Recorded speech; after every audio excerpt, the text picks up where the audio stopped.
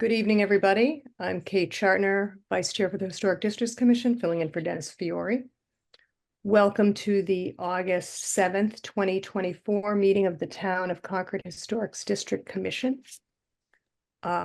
We will review, a number of applications this evening. Sorry, my screen there we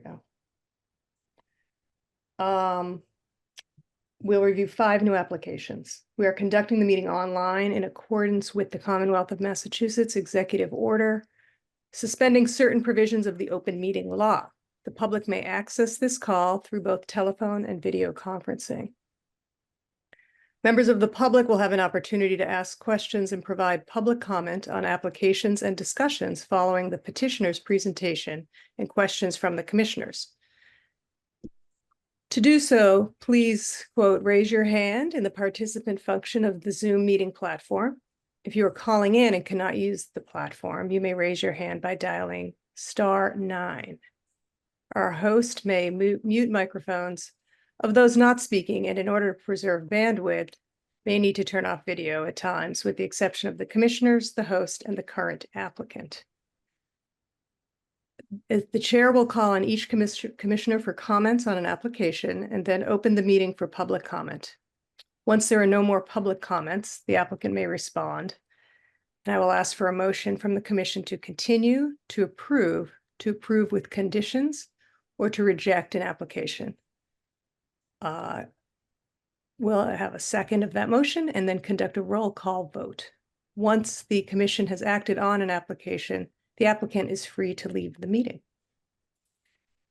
Okay, so our first item this evening concerns 25 Lowell Road.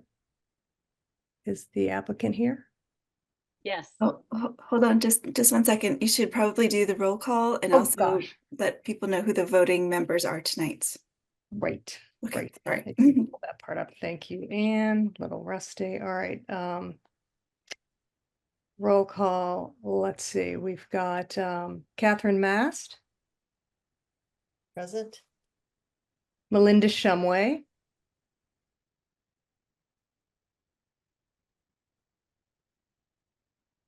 Muted. Melinda? I see her. Melinda, you're muted. Sorry. Okay. I'm here.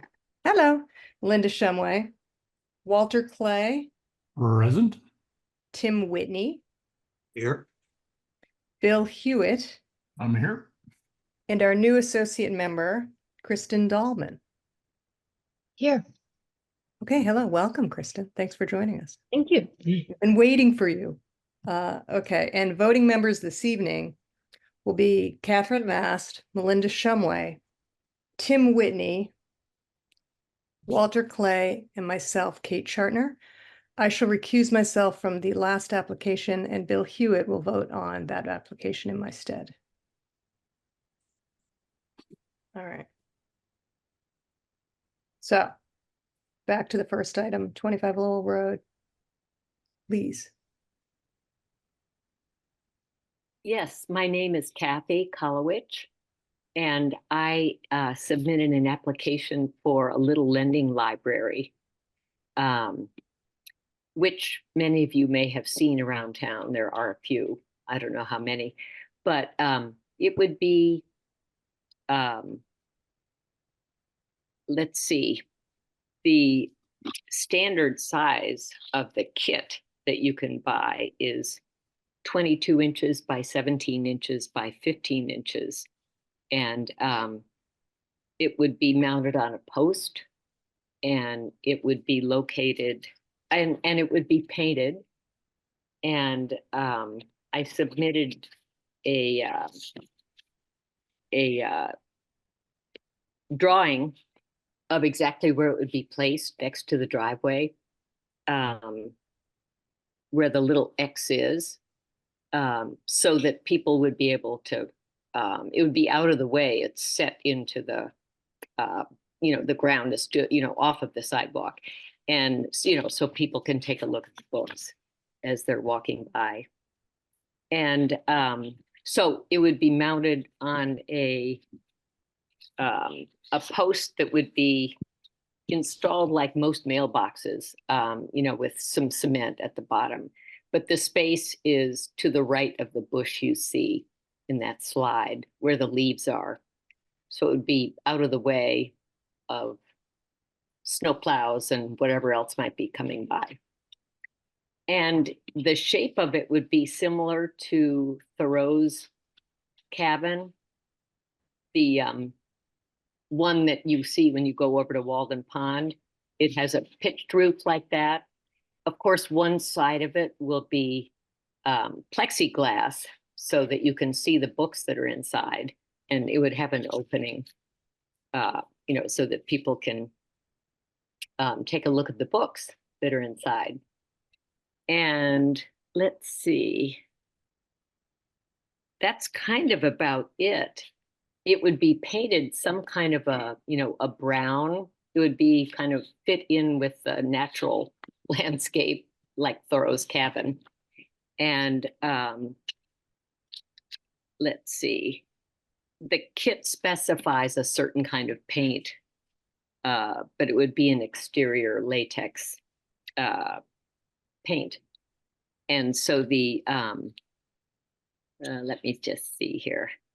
Yeah, the kind of wood, it's made of spruce with a little bit of red cedar and southern yellow pine. And that's kind of about it. I don't know if anybody has any questions. It would be similar, but a little different from other ones around town, just because everybody kind of does it their own way or has it, you know, different styles. But I wanted mine to be very simple, and I was pleased to be able to find one that kind of resembled Thoreau's little house. Right. So that's about it. All right, thank you. I saw that you submitted a site plan and you've got the photograph.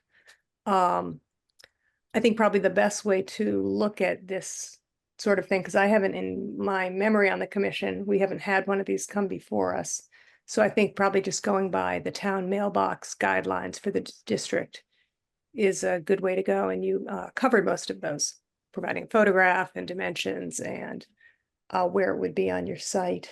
Do any of the members of the commission have any questions, thoughts? Comments? What are the town mailbox guidelines for the district? What are the town mailbox guidelines, Walter? What's Well, that? you want to know what the town mailbox guidelines are? Well, since you just cited that. Well, I'll probably leave a few out, but one thing for the district is they can't be curb line. So they can't be on the street side of the sidewalk. They need to be on the property side of the sidewalk. Sure. So this checks that one off.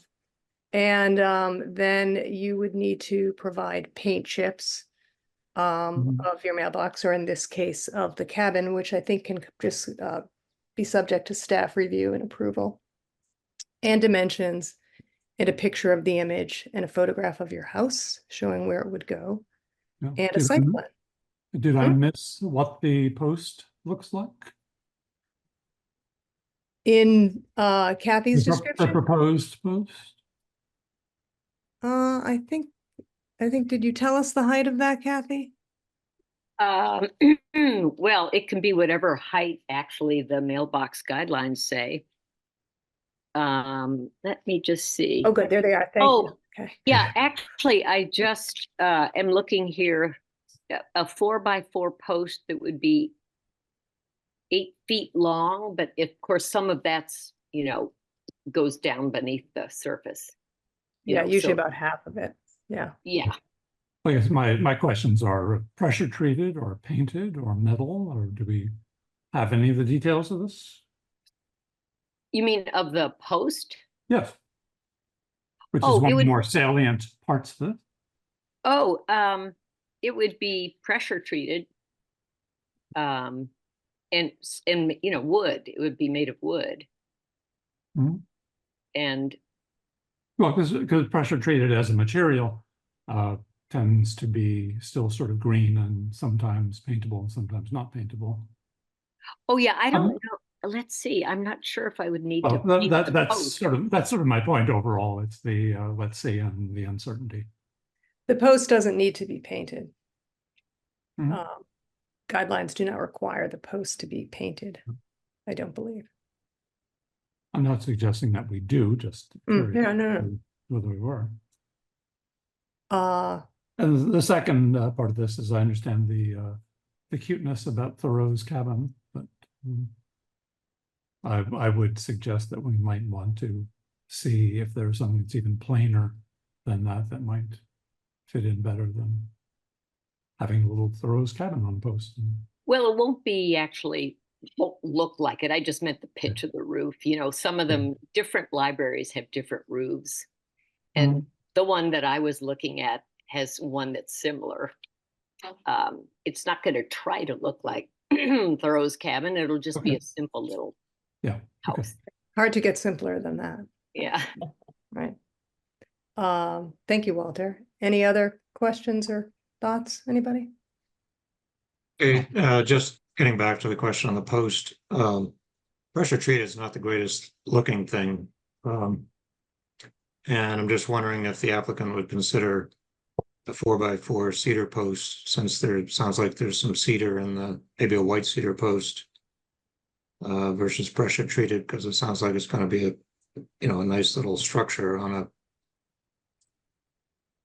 pressure treated post, which is, pressure treated is just, it's normally not something we'd want to have visible in fencing or anything else we would approve. So that's a question. That's a good point, Tim. Yeah, I actually would be happy to paint it whatever. White would be fine, and any kind of wood. I really, the post part of it, it would be pretty straightforward, I would think. So I'm happy to have it be. I'm happy to comply with any requirements. Anyone else? All right, I'll turn it over to public comment. Any neighbors who wish to weigh in?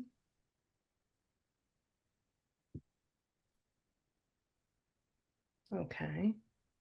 Well, I think the recommendation of a white cedar post would be more keeping with the district and satisfy the concerns that both Tim and Walter brought up. So would someone like to make a motion?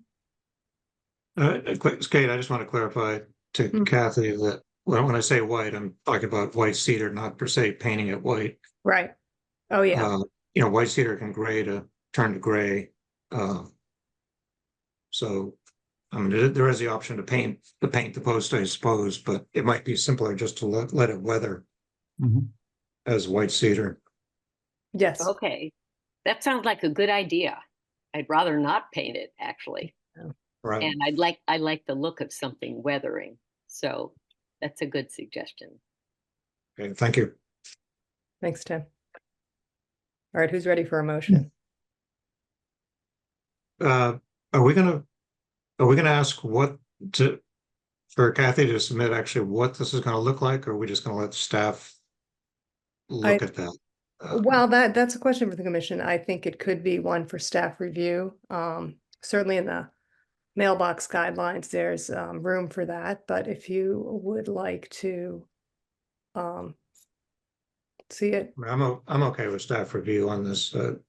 We could. I don't even want to get obsessed with the details on this, but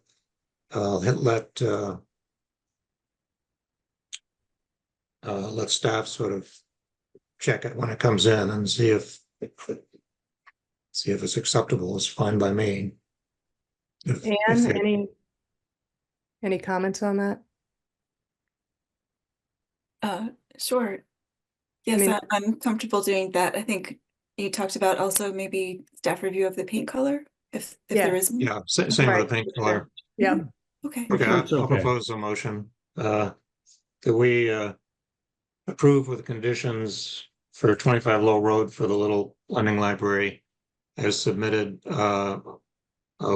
with the conditions being that the applicant shall submit paint colors for the little house, and it'll be a white cedar or similar weathering, long-lasting wood post and not pressure treated. Is there a second? I second the motion. Thank you, Catherine. I'll go around for a vote. Catherine, Aye. Tim, Aye. Walter, I, Melinda, Aye. and I am an aye. So, thank you, Kathy. That's passed, and Anne and Kim will be in touch with you. Okay, thank you very much. Thank you. Good evening. Thank Okay. you. All right. Next application is 25 Cambridge Turnpike, the Emerson House, a National Historic Landmark. And I saw Lynn Wilson on here. There you are. Hello, thanks for coming before us. Would you like to present? I'd love to. Yes, my name is Lynn Wilson, and I am the live-in caretaker at 28 Cambridge Turnpike, the Emerson House. And a little while back, I had approached the family about bringing my pony to the property, which everyone thought was a wonderful idea. So I applied to the town for a special permit and was granted that permit for the right backside of the East Meadow. And so going through that process, now we're at the fencing process, and I like to make my own fencing. And so I made a template and sent those photos along, viewing many areas of the yard from the street, from the driveway. So looking at the property, it's the far back left side of the yard, against the wood line, but not on the wood line. That's great. It's a cedar post with pine 4-inch rail on top and bottom. Oh, there you go. Thank you for doing that. I'm actually at my son's house. They were digging out front today, and I have no internet, so I'm not at home right now. But anyway, that is in our vegetable garden in the back, which is where the vegetable garden was many moons ago. And I have had horses for many years, and they're at 2 different locations. So I am quite aware of proper, safe fencing that is eye-pleasing. What I like about this fence is that it kind of disappears and blends in. The further away you go, you don't really see the center. I am a fan of natural wood, just letting age take its course, and so no painting would. I would prefer to just have it age. And the layout is from the original application for the permit. And yeah, I think it came out great. I would love your thoughts, and any questions or concerns, I'd love to answer. Okay, great. Thank you for that. And is there anything else? Wasn't there something else submitted for us to see on that? Or was that everything? Picture of the fence. I thought there were 2 site plans, Yeah, and I didn't know which was which. The original site plan is what we've decided to go on, and that was the one that the town approved. So it's a little bit different. Basically, just has a little shade of a backwards L, which is the original plan. So that's what I would go with. The L-shaped plan is what you're proposing. And that was approved a little bit ago by the town. So yeah. Right, so I did just want to mention that, this is a National Historic Landmark site. Obviously, it's the Emerson House, and, he's so famous for his essay on nature that it's really fascinating to see how he might have treated his own property. So I don't believe that there's a cultural landscape report, and it would just, it would be so fascinating to see that. I don't think that would necessarily hold up this project, since Dennis and I talked, and this is something that would be reversible. But, you know, in the long term or even the short term, it would really be great to, you know, do a real in-depth study of this amazing landscape. And it was also interesting, you know, I'm fairly new to the town. I looked up the National Historic Landmark nomination form, and it was a 9-acre property at the time. And since then it's been split. And so the town actually owns quite a lot of land that is part of this National Historic Landmark too. And I'm sure that there are restrictions on those lands. And of course, it's a part of the larger town-owned Emerson Thoreau Amble. So such a great site with, you know, so many visitors, and Yes, takes we've such good actually care of it. seen an increase in visitors, obviously, from all over the world, obviously. And I recently, Ellen Emerson forwarded me some historic photos over the weekend, which I sent your way. Mostly of the westerly views and northerly views. So it is beautiful to look at from, you know, from what I understand, the cattle use the brook as a fence line, so to speak. And then, you know, you could see straight from our property right down to the center of town. It's just beautiful. And so when I received those, I was so excited to send them to you. Thank you. Pretty amazing. Beautiful. Yeah. But I agree with Anne. I think if, you know, just in the course of this application and review that, you know, the commission can state that we would certainly encourage either the association in conjunction with the town to put forth a cultural landscape report, ideally, and a historic structures report, but I'm surprised there's really neither on this property, so hopefully someone will hear our plea.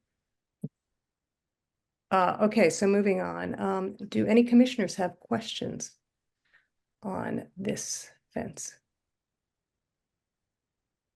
I do.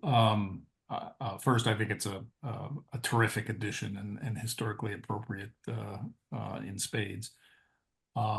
Two minor design questions. First is, what's the material in the wire mesh? I assume it's hot dip galvanized. Galvanized, yes, and the cedar post with pine rails. And where are the gate or gates going to be? Which side? The gate, the one gate that is showing in the picture is facing north, and then the other gate would be just for emergency purposes would be facing west. I'm sorry, yes, west. So facing the back. So that one currently right there, actually, when you're in the property, faces towards the center of town, and so it doesn't street at all. And so there's no obtrusive gate hardware. No, I've taken the care there to make it look like you can't even see it. Thank you. Yeah, thank you. Catherine, as our resident equestrian, any thoughts? Yes, I think, of course, I have great appreciation for Lynn wanting her pony on the property. And, you know, it sounds to me like, you know, she has, of course, done her due diligence and with experience, knows what a, you know, proper, safe paddock enclosure should be. And, you know, I do definitely appreciate also the minimal visual impact of the fencing, and as well as understanding that, you know, this is about as temporary as it can get. And I know that that's sort of an important consideration for us, you know, looking at this sort of both from a precedent perspective and just over time. So I have no objections at all. Great. Thank you. Anybody else, any comment? Before I turn it over to the, Yes. So how temporary is this being, you know, temporary keeps being brought up? How, by temporary, is there a temporal time limit, or are we talking temporary because it's reversible? I think the latter. The latter. Yeah, the latter. Exactly. So in theory, that fence could be there for 15, 20, 25 years or Yes, longer, right? Mm-hmm. Yeah. depending on the age of But- the pony. But what I saw in the historic pictures looks like split rail, right? Am I wrong about that? I don't believe it's split rail. I believe that they're not curved. So I think it's just lumber. It looks like from different there's different widths and different lengths. So I assume that they kind of tagged along with maybe whatever was on site at the time. It looks more like flat than split rail. Mm-hmm. And barbed wire, I believe single line barbed wire was quite popular. Which I'm not being an equestrian, but I understand the. We would not want that. Yes, yes. So there's a family connection back to the XIT Ranch in Texas, where barbed wire was first introduced. So I'm familiar with the. Yeah, The there's demon of a lot barbed- of single emergency line. vets would have seen too many incidents with barbed wire.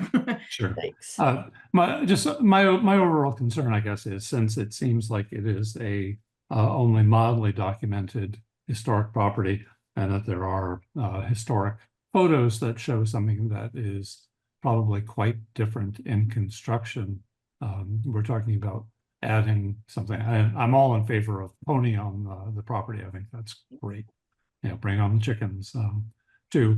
But I'm wondering if there shouldn't be just a little bit more research into something that has a deeper aesthetic connection with what the fencing might have been historically.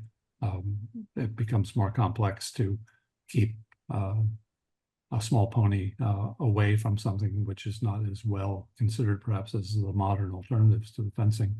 But still, for a property that's going to be constantly visited and that is going to be looked at as an historic property, I'm concerned a little bit that that the fence is not supportive of that. That's my take. Okay, I do see in the older photos heading down the westerly view for the cattle. Seems to be, like you said, the flat rails of. They're not the same. It doesn't look like they're the same size, but my pony is about 36 inches and would, that probably wouldn't be the safest avenue to maybe do the two like you're seeing with I think it just had a top panel and a middle panel with nothing at the bottom, where he would definitely be able to get out. Yeah, well, if you're putting mesh, you're planning Yeah. on meshing your structure. I mean, Yes. no matter what the fence material Yeah. was, it could still be meshed on the inside, I would think, and get the same degree of If protection. the committee would like me to add that middle rail, I'm happy to do that. So it looks a little bit like those early 1800 pictures. I'm happy to do that. Well, I'm just throwing that out there as something that we can. My thought was when you look basically from anywhere on the property, the way I designed it is that you literally can see right through it. The majority of it is basically visually not there. I just thought that would be pleasing. Yeah, but the other parts, the counter to that is that the other parts that are there Yes. don't have the same historic. I'm not looking to create a false Right. historicity. That's the last thing that I wanted to do. No. But if there's a way to honor that more visually, that's all I'm suggesting. Okay. I'm Is done. there I think there's a piece of that fence there now, correct? Yes, I made a template specifically to show you folks exactly Okay. what it would look like. Yeah, I'd say I share Walter's concerns. Yeah. 20 feet. Yep. Yeah, thanks. You know, this is a pretty priceless property, and when I look at the proposed fence, I know it's a very functional fence. I'm guessing for horses and a pony, but I really think there needs to be exploration on the design of this fence. If it could be there for 20 years, what should it be? I think that's a question that I have about this is what other options could there be that's more in keeping with that property rather than just being, and I understand the natural wood, I'm all up for natural wood, but it doesn't speak to that age at all or that setting, the design of the fence. It speaks to a functional fence solving a problem. That's wood, and I understand it's wood and open, but I would like to see other options that's something that's more in keeping with that setting. And I also noticed whether it's split rail or something, just go back in time and look at photos of what has been there before and how could something be done that solves your functional problems, but isn't quite so almost modernist looking. Sure. No, so those historic photos I received, which Ellen painstakingly went and found, which is phenomenal.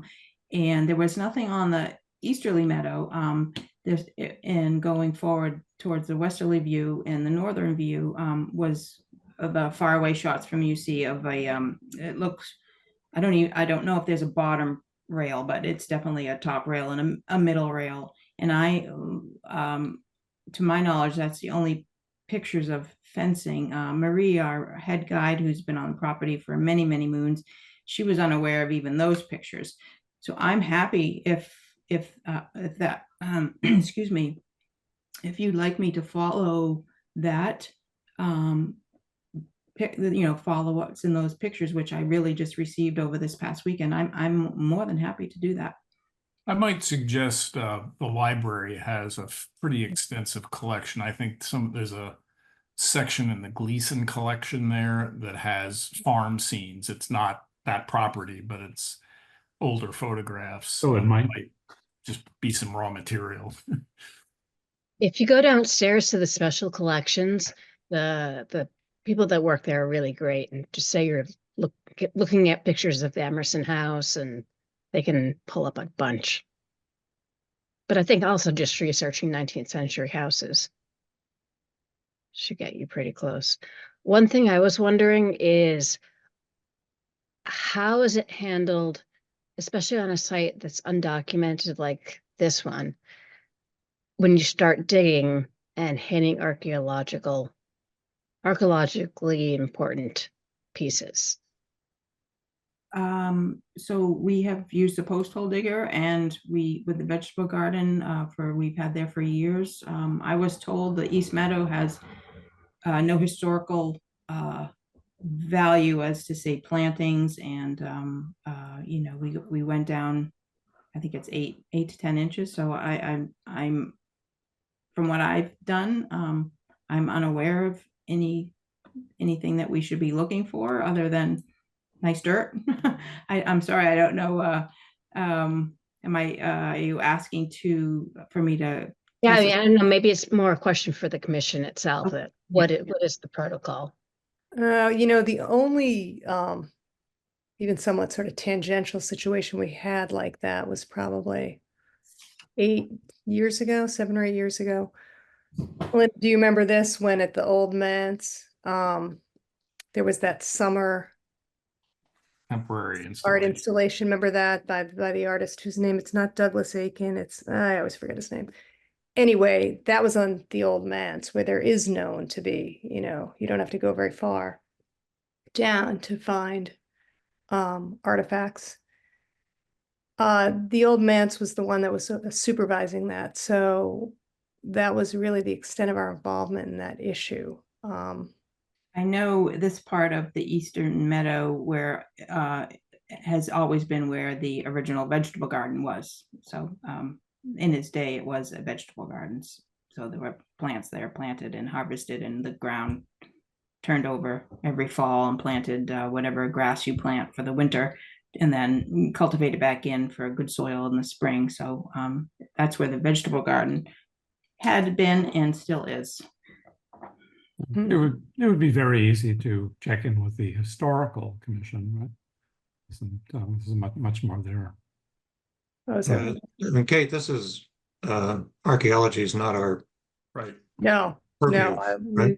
No, it is not. So my guess would be the same as with the Old Manse. We, that was a question we had for them. Nia in particular is a landscaper for their thing, and the same thing here. I'm assuming that the Emerson Association would be, privy to anything that might came up, but you're right, that's not quite our purview. Any other questions, thoughts, comments for Lynn so far? So Kate, I'm just wondering, sort of in summation of everything we've been discussing, it sounds to me or occurs to me that, perhaps again, a little investigation as to, the most common fencing of the period, whether it's split or flat rail, I definitely have a mind though, to Lynn's earlier point. I mean, this needs to be a safe enclosure for the pony. We don't want heads, bodies, legs stuck Right. in places. So, where my head is going, to perhaps satisfy sort of both areas of concern, would be, for a split or flat rail fencing, should that be deemed to be the most historically kind of accurate or in keeping with the time. And also, then allowing Lynn to, also have the layer of mesh, or whatever she deems to be, a way to safely incorporate, features for the fencing, so that, we're sort of hitting both areas of the aesthetic historical concerns, as well as the safekeeping of the animal. So, I think, those are my thoughts. thank you for your thoughts, Catherine. I think, perhaps then this is best treated as perhaps a continuance. Do we all, gives Lynn some opportunity to, kind of absorb the points started by Walter. And now, like you said, you've kind of had a chance. You haven't had much of a chance to look at those photographs and, kind of meld what you can from them with your own practical fence design sense. And could we send Lynn the fences and gates section from the district guidelines? Because that also, Sure, yes. just sort of says, try to be historically sensitive, but, still also practical and, not, I think they'll just kind of be a little helpful. Okay. And look to a continuance. Would you like that to be, let's see, the next meeting? What, next meeting's 3 weeks? That's fine with me. That's fine. Is that okay? Oh, yeah. So I'll spend a little time down at the library then, and see, what at that time period, what fences were. All right, well, let me open it to some public comment and then we'll move on that. But any comment from the public? I'll wait another minute in case anyone's muted. Okay. All right, then would someone like to make a motion?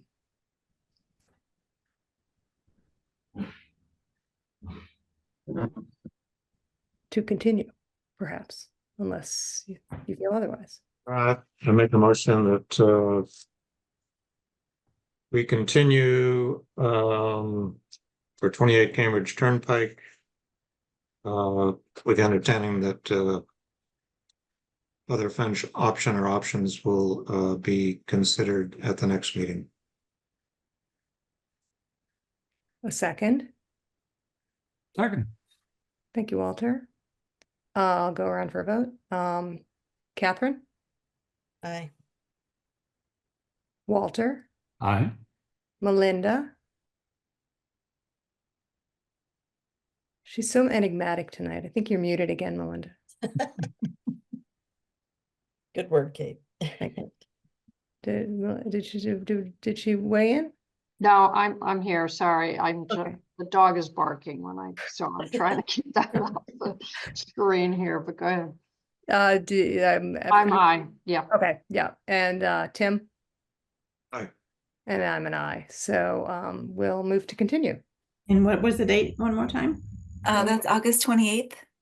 Okay, perfect. And if you can send me along that, the fencing gate. It's just a page, so Nice. just, Yes. Wonderful.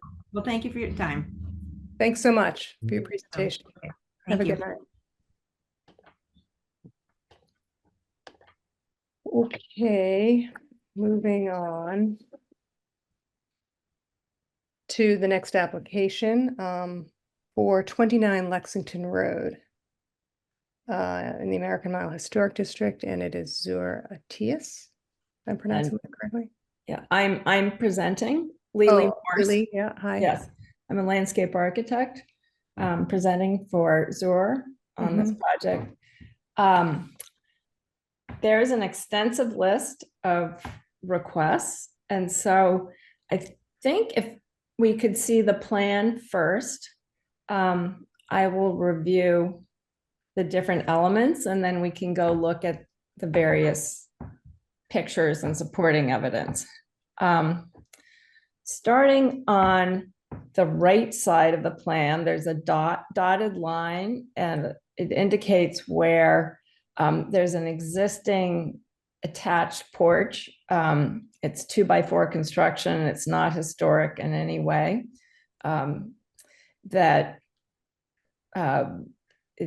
We're proposing to remove. And then there is one door there that we would put a granite step.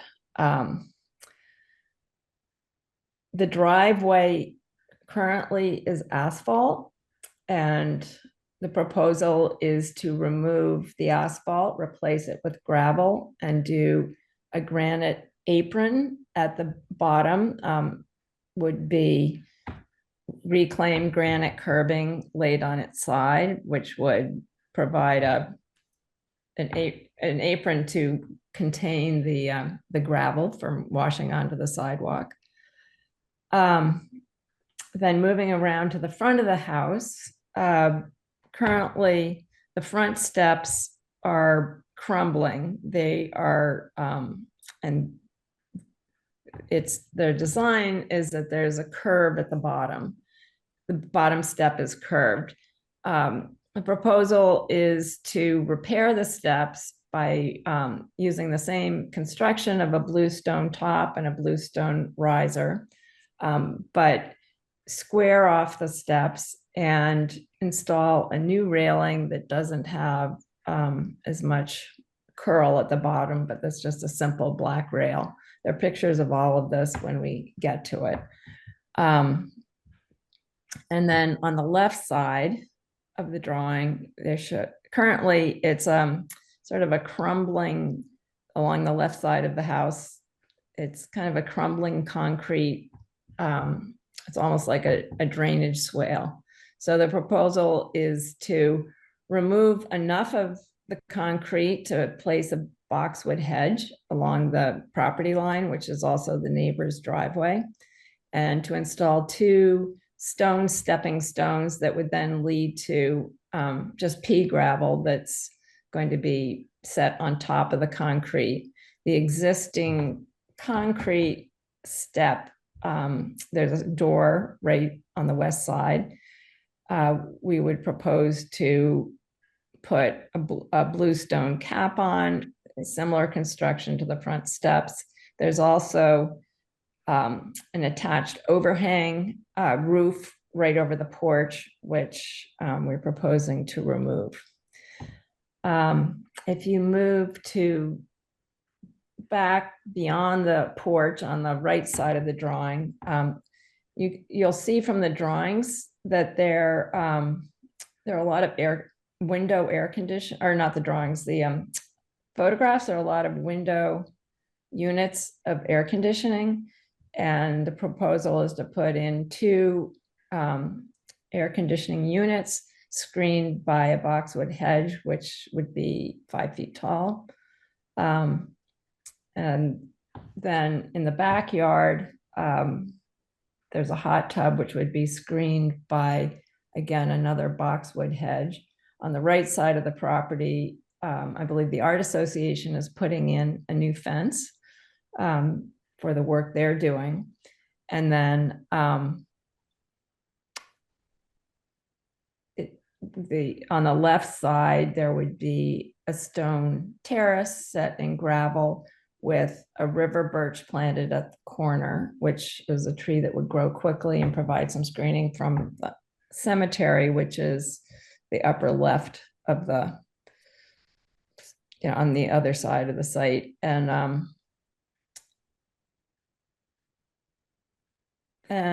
I think, oh, and then there's also proposing to paint the current chimneys, which are brick, white to match the house.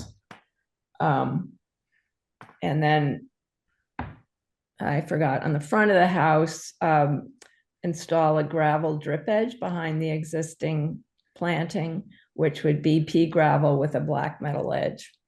And I'm gonna make sure that and the last item is to install black metal gutters. So if we go to the photographs, the supporting, okay. So that is the existing porch, and you can see there's a window unit of an air conditioner above it, and it also shows one of the existing chimneys. So proposal is to remove that porch, paint the chimney white. And if we scroll down, that shows again, another air conditioning unit in the inside of the porch, to show that it's just attached to the outside of the house. It's not at all part of the original architecture of the house. Moving down, I'll show the chimneys. Two of the chimneys are 4 chimneys. And then this next photograph, that is an example of a simple black railing that we're proposing on the front of the house. And the next picture shows the existing conditions of the railing and the stairs. And then the 2 dog sculptures are also proposed for the front of the house. This is an example of a pea gravel and pre-gravel drip edge with black metal, which would be similar to what, once the box would grow bigger, the front of the house will look like. And this is an example of a granite apron next to a gravel driveway, which would be similar to what we're proposing on the driveway here. And then this is a granite, irregular granite, which would be the material of the terrace at the back of the house. That's a photo of the overhang over the west side door, proposing to remove that. And this is an example of black metal gutters.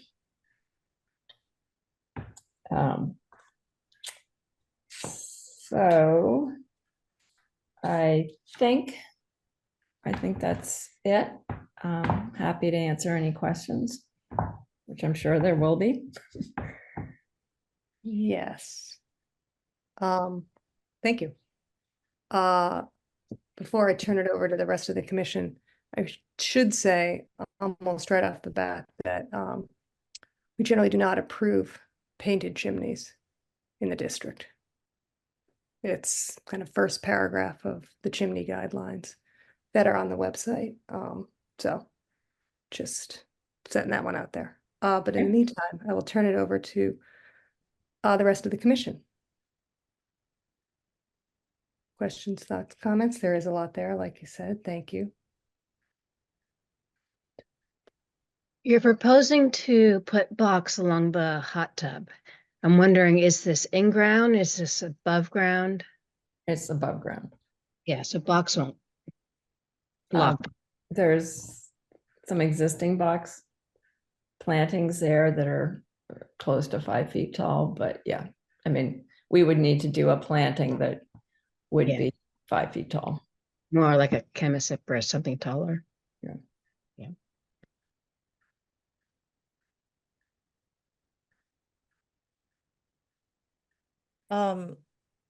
Elizabeth, what is the proposed material for the hot tub?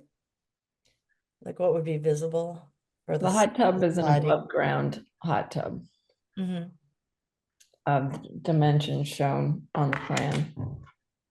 So it's, sorry. I said, I'd like to go back, a couple of steps before this, talking about, what's the material in the hot tub. The hot tub has never been approved. No. There is, I'll just also add to the commission, there's no section on pools, of which I would consider this an above ground pool, in our guidelines. The closest thing that would be relevant to our guidelines would be, a landscaping structure, if you want, and that's debatable. A play structure, things, something above ground is semi-permanent, but, needs a footing and needs to be plumbed and piped. Well, okay, back in November, Mhm, I believe when this was proposed, mhm. the hot tub had not been installed. It was sitting in the box in the back, back behind the house, and permission was being asked to install it. And part of sort of the roundhouse of things that were being asked about, the result of that conversation in the meeting was that we were going to be presented with a much more carefully considered and laid out proposal. So Yes. the hot tub, I have taken due diligence and gone into the cemetery and looked to see the hot tub. And it's certainly installed in the first run through here of the proposal. That was, I believe, the quote is, in the backyard, there's a hot tub. Well, in my understanding, there's not supposed to be a hot tub installed in the backyard until it's been determined that it should be approved. And it's certainly visible from the public way in the cemetery, along with a few other things. So I don't want to I don't want to go too deep into a discussion about things like how do we shield the hot tub when we haven't considered the approval of the hot tub first. It's being just assumed that, oh, there's a hot tub there, and we're going to do this so that it's screened a little bit better. I'm extremely concerned about that. It's just one thing, and there are a number of others as well. I think it's probably a good starting point, or as good as any. Anybody else on that? There you go. I'll follow up on Walter's comments. I'm not going to add anything more to the hot tub. He's absolutely right. We looked at it as well, and it's highly visible from a public space. There's also granite. These are just questions. There's a granite post in the southwest corner. Was that installed? It's not noted on the plan. Is that a new installation in the last year? Yes. At the corner of the property. I can't speak for that. I I came yes. into this Yes, project. It certainly was a new installation. It was and installed it without- was not Yeah, that's right. approved That was my or- understanding. So I just want to point that out. Yeah. There's banding, what's called reclaimed granite curbing at the end of the drive. We've had extensive discussions about this and on other projects, and we are not in favor of granite banding anywhere at the end of drives. So I'm just going to note that is not something that the commission has likes to approve. The other comments are, as you noted, the painting of the chimneys. It seems like the front door was painted. I don't believe the commission was notified of that change in color, but someone can correct me if I'm mistaken on that. But there's with the black gutters and white chimney and black cap, there's a white-black color scheme going on, which has been trendy for the last 10 years if you look around at some new houses, but it's not something I think our commission would want to get involved with. It's a very current trend that's starting to die, as I understand it. So again, I would like to hear from the owner if I'm mistaken, but it seems to be everything is either going to be white or going to be black, including black gutters. So I take issue with that. There's no drawings of once these, and I commend the owner for removing these appendages because I think the ones they're proposing to remove are correct. But it's a little hard to understand once you take those off what will look like. If it's really just, it's the window and the door just as they are, that's great. What you're proposing being removed seems to be correct, but it's a little hard without any architectural drawings at all to understand what that looks like, but it seems to be that's correct. And then the sculptures, again, I'm going to let someone else address the sculptures, but I have very serious questions about that. So I'm going to stop there and turn it over to any other commissioners. Thank you, Tim. Walter? I'd be happy to address the sculptures. What's the material? They're stone. They're stone? Are you sure about that? I should probably defer to the owner. Yeah. Well, I think it's a little bit of a stretch. And again, they've been installed, I believe, in place of the elephant that had been installed before, neither with any permission. So to, again, casually sort of mention that there's, sculptures there, they were not approved, they were not applied for. And I think it's a little bit of a stretch to, in my book, it's a garden ornament, not a sculpture. And most of them are fiberglass and whatever, which is why I'm asking about that. I don't think they're by any stretch appropriate, to have them. So that's my address of the sculptures. I think it's a misnomer, and I think it's a poor placement, and they've been put in without asking for permission, without proposing them. And again, we're being asked after the fact to approve something.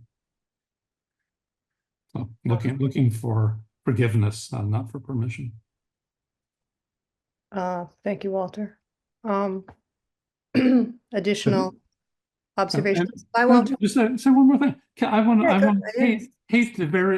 to quote the very eloquent Kate Chartner from November of last year in meeting, who said an incredibly broad application with a number of items which have been brought to us for permission after the fact. And we seem to be looking at the same thing 8 months later. Same. Thank you. Any other observations from the commission? I'd just like to say that if you're going to have a patio, maybe you can put the sculptures in the backyard as opposed to the front yard. I don't think that they're in the historic district. You don't see too many dogs sculptures around. And I think that, but they have a whole backyard that they can put them in.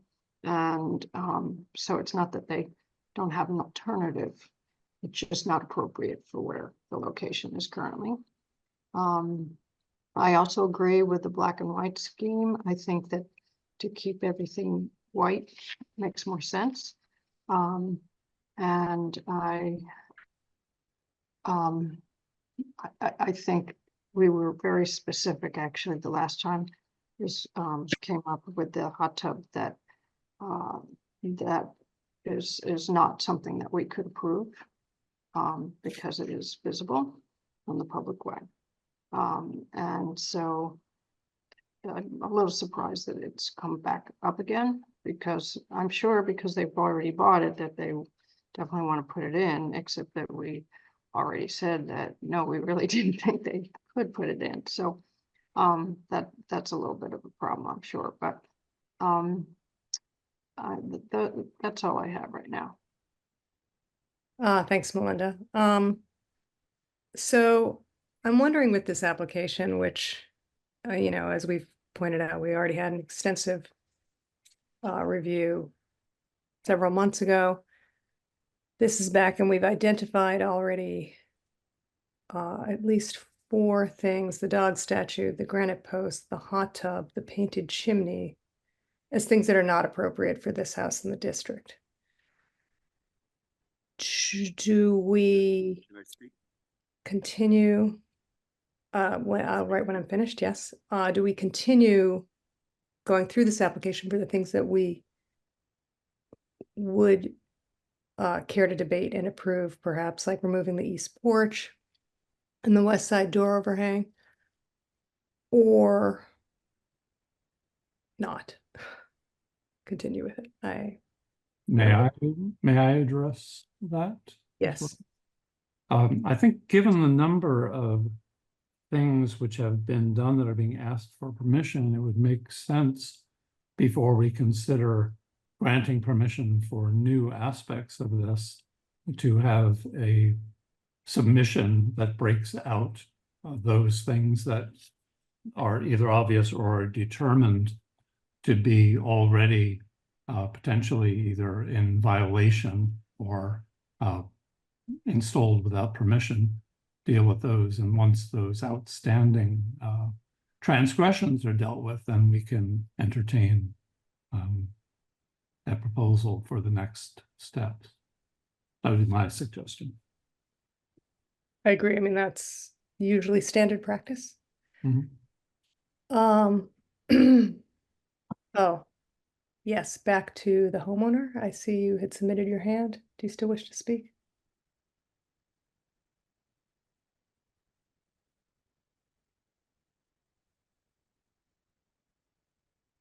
All right.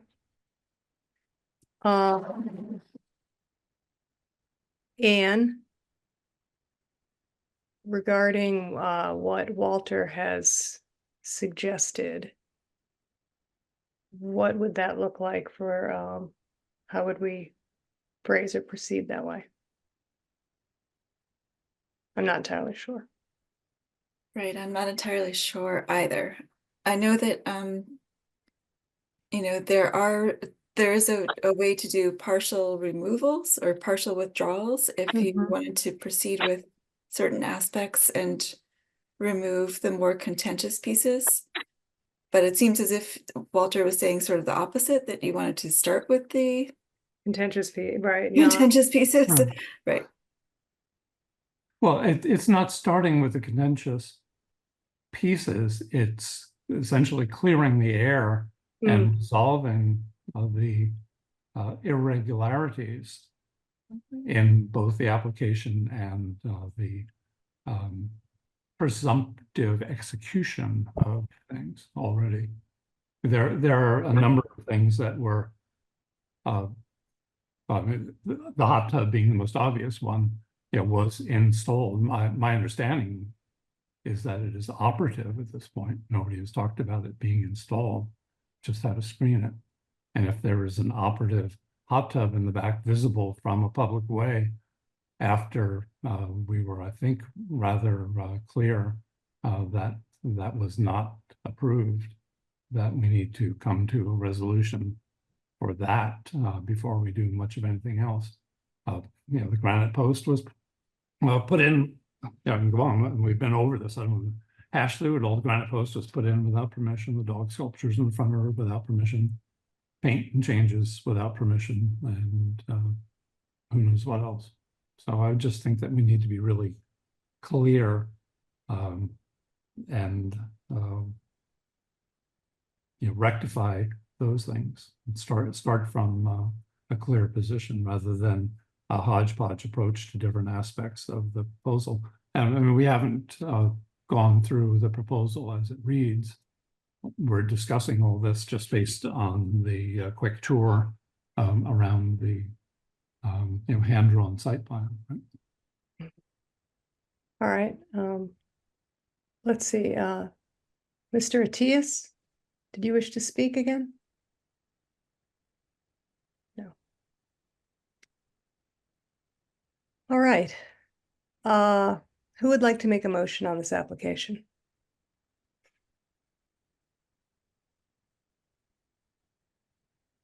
Our options are,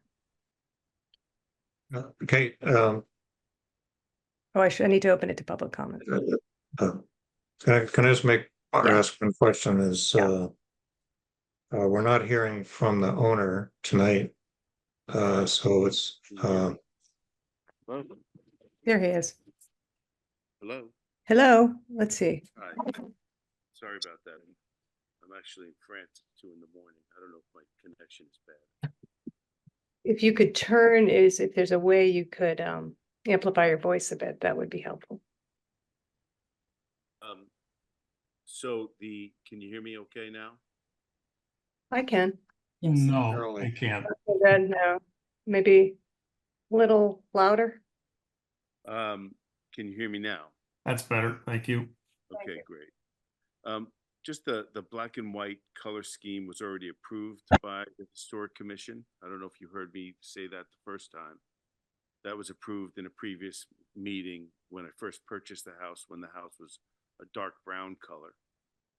So I just wanted to clarify that has already been approved. by The the black Historic- door in the White House, but does that include black gutters? No, just the black door and the white. Oh, the yeah. black Door was approved. Yeah, previously. okay, great, thank you. Yeah. There was something else. I'm trying to think what else we covered here. Nice. As far as the dog statues are concerned, and I know you don't want to get into individual conversation, but there is a 15-foot steel flower in my abutter's front lawn. There's a cement turtle on the ground on my abutter's front lawn. My other abutter, who has a wonderful landscaping plan, has a naked baby with a flute in its mouth that water comes out of. If those things can be approved as expressions, I guess, I'm surprised.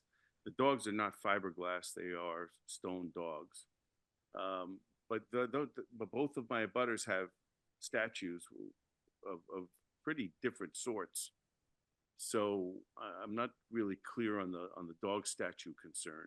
When I I have can a 15-foot steel flower in the I abutting can house, understand, a cement turtle and a baby who's got a flute, has got a trumpet in its mouth, pouring water out of its mouth, and we're concerned about my dogs.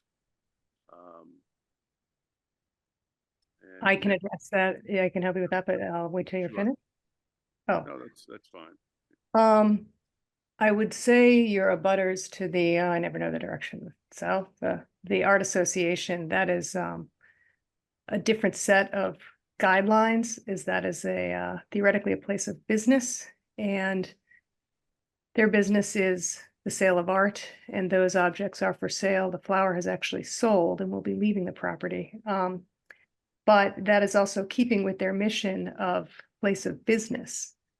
For residences, it is different, and the baby is in sort of a standard fountain kind of mode. If it were just a baby sculpture at the foot of their steps, that would be, fall under the same review as the dogs. I mean, I think both are terrific. I think the expression on both sides might. But I can see how that would be confusing, but that's it's residence versus business for you and the Art Association, and then for the other, it's fountain architecture is its own fanciful thing. But again, if it were a naked baby with a flute, by their front door, that would be different. Okay. And I know, for instance, with the granite post that went in at sometime in the past year, there are other posts along the way. And that's an old post, but what we try to resist is presenting a false narrative or any kind of, historicity of the area, particularly this area along the Battlefield Road in the center of town. And so that's what we would call for its removal.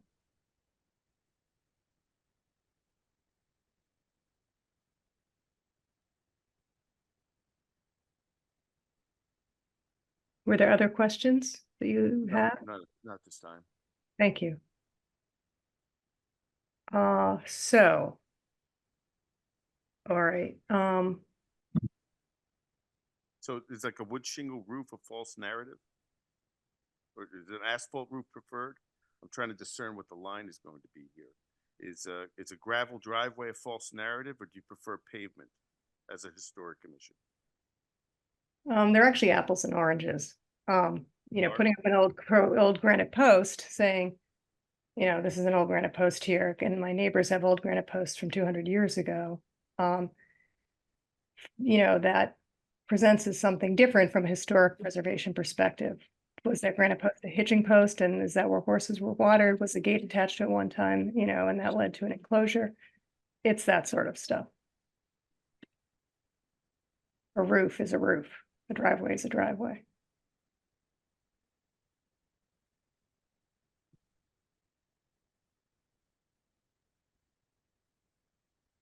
No other comment. Okay, so back to proceeding. Walter's made the point that one way is probably the cleanest way is to sort of clear the air on this application and address the various points that a number of commissioners have noted we already were presented with and advised against back in December. And then that way we'll be able to focus on the appropriate and approvable improvements the owner would like to make to the property. So, any comments on that? So, Anne, would that be a continuance? Right. In thinking about this, I'm wondering maybe you would want a site visit and a continuance, especially, about, frankly, the hot tub. Maybe the screening that they're proposing that you haven't really yet assessed would resolve the issue about whether it's visible from a public way or not. I mean, when you saw it before, you didn't have any plans, so there was nothing to go by, but maybe the screening would be sufficient so that it would not be visible. So I think that's just something, and it's hard to know just based on a drawing. Mm-hmm. Just a suggestion, trying to be diplomatic here, right? Yeah. All right, then, and then so we could continue. If we were to reject the entire thing, what happens then? Is there a chance for reapplication with half of the things and half of the items? Okay, or we could continue. Yes. Okay, so, is there any public comment? I just have one question, in terms of, so if you reject it and there's a new application, clearly my plan had more things on it than I have expertise in. And so would an architect have to submit the plan architectural drawings and then just the landscape elements would be part of another drawing and another application, or how does it's all part of one application? It could be part of one application, yours and, I mean, it looks like architecturally, Tim, correct me if I'm wrong here. Looks like there's, two architecturally per se elements, removing the roof overhang and removing the porch. Porch, yeah. One elevations just to see how those would sort of be patched up, but that's not, Yeah, I mean, it may be a site visit where we can look at it. I mean, I'm not sure you need to have architectural drawings for this. I just, my opinion is Elizabeth's plan is quite thorough. And if assuming the owner is amenable to all our concerns to address the items we've raised, which to me don't fundamentally change a lot of what's the good things that are going on. I think these are all, gutter colors and painting chimneys and aprons are rectifiable without changing the fundamental improvements, good improvements that are going on in this house. And personally, I'm just going to say I don't have a problem with that newly installed post. I have a problem that's we're approving it after the fact, but there are other granite posts there, so we could discuss the appropriateness of that. So the really big nut is the hot tub, and I was out there with Kate looking at it from the cemetery, and it's put in the most prominent spot. So possibly the owner could consider a location somewhere else that's less visible from the cemetery, from the public area. Is there screening they could do? It's not our job to solve it, but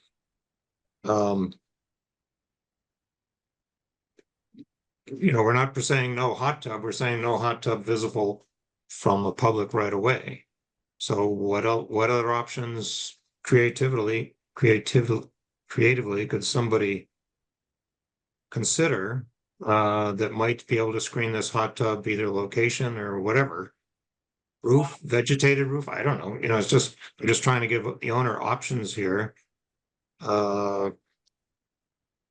Rather than saying hot tub, no hot tub. So because that is going to be a non-starter for us. I think I'm summarizing for the committee that as it's currently set now, we're not going to approve that.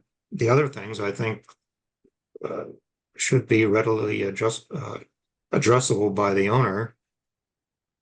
And I'm not sure a lot more drawings is necessarily going to tell the story. I think there just needs to be adjustments to address our concerns. The issue that the hot tub is something that's going to have to really be thought about. If the owner wants to try to keep it, maybe it's an architectural solution, maybe it's a 3D rendering. I'm sort of roundabout way answering Elizabeth's question. I'm saying that's the one that's going to have to really require some study to see if there is a way to do it, versus saying yes or no. It's just blanket no. Kate, I don't know if you agree or disagree with what I'm saying, but no, I think that's definitely one way we can go, extend another courtesy. so that's being correct. So I would address it as if the owner is amenable to addressing it as a continuance, that we're giving another chance to discuss and solve this in good faith with us. And we're being as open-minded as we can be, given the concerns we raised almost a year ago. Okay, excellent. Thanks, Tim. Elizabeth, did you have any other questions before I? No, I think it's going to be a lot up to the owner how to proceed. Yeah. All right, well, we can move on our end. Who would like to make some sort of motion? Well, since I was talking about a continuance, I guess I would propose. Hang on one second, sorry. I'm proposing we have a continuance for 29 Lexington Road. To give the owner time to consider the numerous concerns we've raised tonight, With a site visit or? including a site visit. Thank you. Assuming the owner is amenable to this approach. Okay, I'll have to have him give feedback. Okay, well, we can still vote on it and. Yeah. If he doesn't do it, we take it off the docket. Now I'll go around to see who would approve that. I need a second. Melinda, you second. second? Thank you. I'll second. All right, and to vote, Walter, Aye. thank you. Catherine, I approve it. Aye. thank you.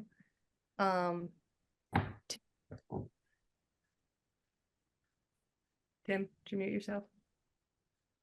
Tim, are you gonna approve your motion? Oh, sorry, was that me? Yes, I. Melinda, you gonna approve your second? Yeah, yes. And I'm an aye again as well for this approach.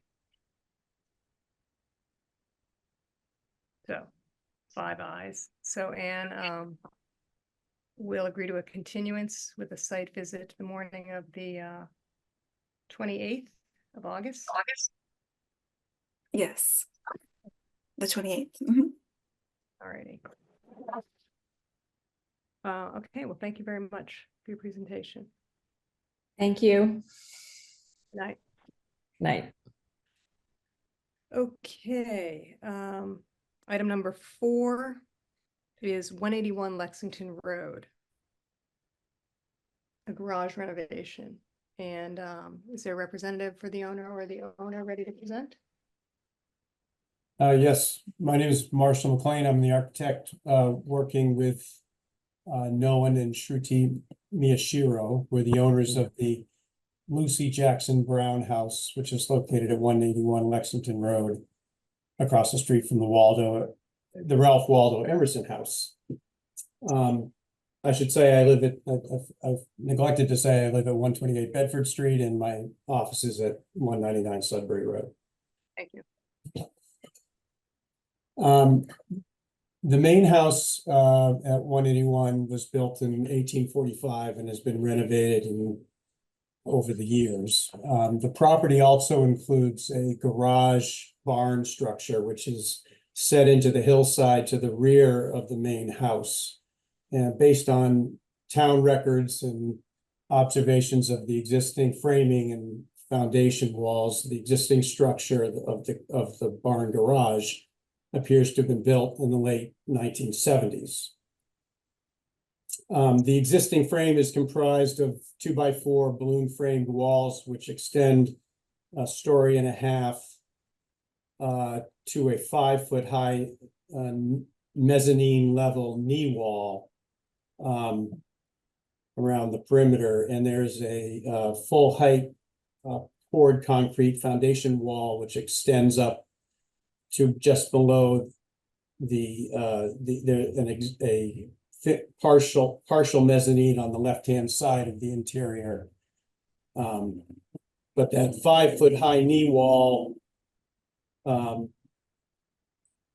in conjunction with the existing framing of the roof, which is 2x8 over the mezzanine on the left side, and 2x8 trusses, which have a bottom chord at 5 feet above what would be the new mezzanine level when we extend it across, will require rebuilding the entire roof.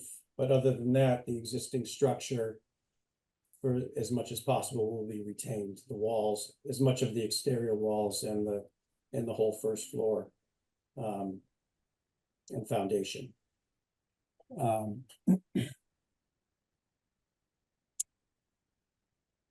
There's an existing stairway in the rear left corner of the structure, which will be rebuilt as part of the the proposed project. The Miyashiros are seeking Historic District Commission approval to renovate the existing garage barn structure to include a 2-car garage and workout room on the ground level, and a 720 square foot accessory dwelling unit with first floor entry hall, and a kitchen and breakfast and living room with a bedroom with full bath on the mezzanine level above, which will be built to extend across the entire structure.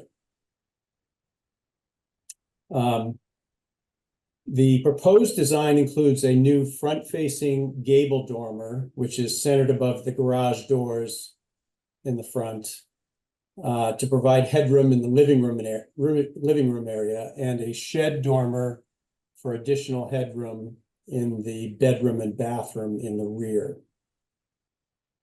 which you can see there in the left-hand side.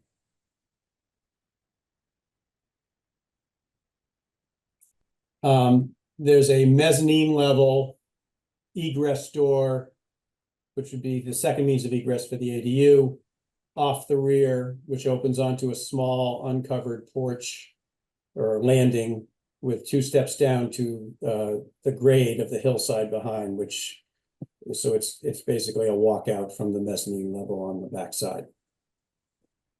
Along with the new dormers I just described, additional changes to the exterior of the structure will include a louvered copper cupola located at the intersection of the new front-facing gable ridge and the main roof ridge.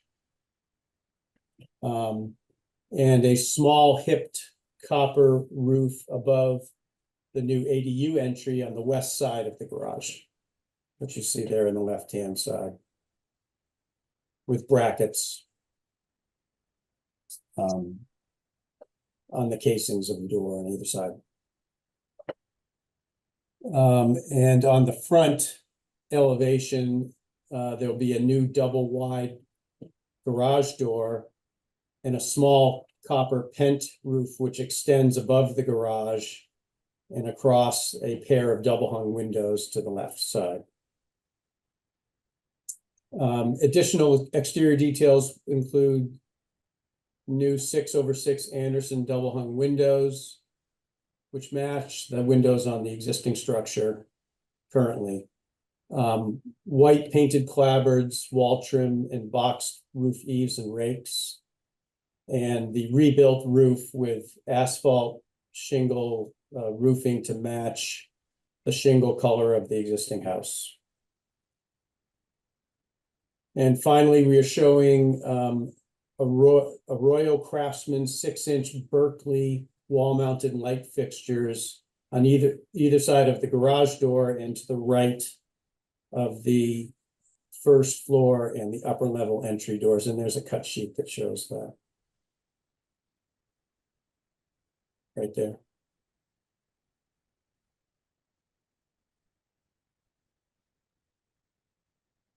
And the gutters are submitted as box downspouts with half round. And those would be painted white. That's the door. I believe the side door, the entry door to the ADU. There's the cupola, which is about a 30-inch square at the base, louvered cupola. And the proposed railings in the back, which I believe is not seen from the public way, although there's a park to the left side, which I don't know if you can see it, but of the property. And the deck material, proposed deck material for that small porch in the back rear on the second level.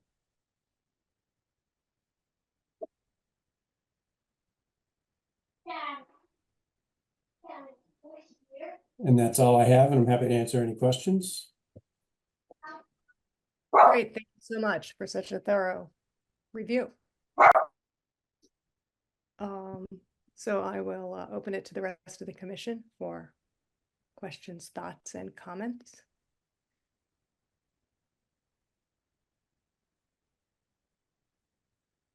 Well, I'll go first again. Okay. Good.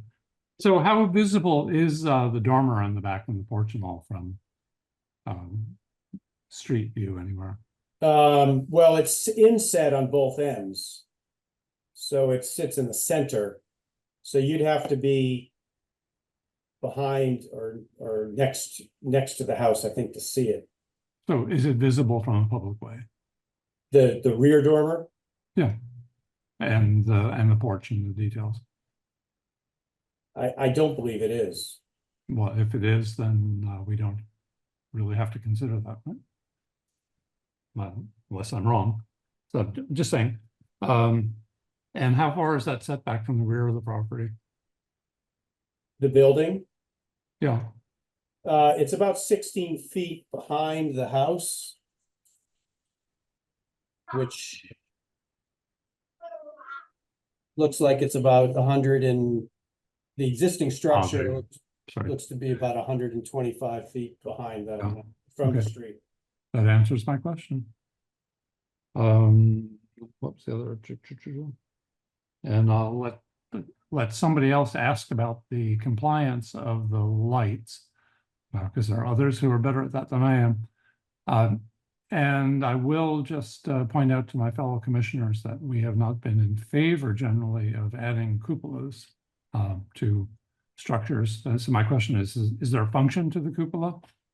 No, I would say I used a similar cupola on a historic district commission barn garage on Lexington Road in the first block there a few years ago. So that's why I felt it was approved then and it might be approved now, but Yeah.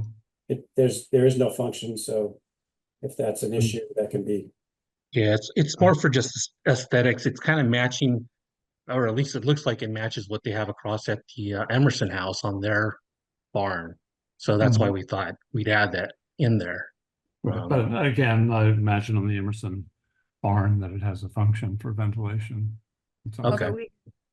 Walter, it's Yeah. certainly when people have wanted to add them to houses. Which we had not too long ago, a recent example. That is the Yes. case, but they have been permitted from time to time on barns because that's typically where they. So, I'm just bringing it up. yep, thank you. Okay. Okay. Who else? I'll go. Marshall, is the new ridge the same height as the existing ridge? Well, it is going to be a few inches higher because we're going to have to use 2x12s instead of 2x8s. But other than that, it will sit on at the same plate height. Okay, so the same pitch of roof. It's Yes. just a taller rafter. That's right. Okay, and so as you face the house to the left, I don't know if that's public, if that's the Ellen Emerson Grove. Right. That's right. I don't know if that's public space or not.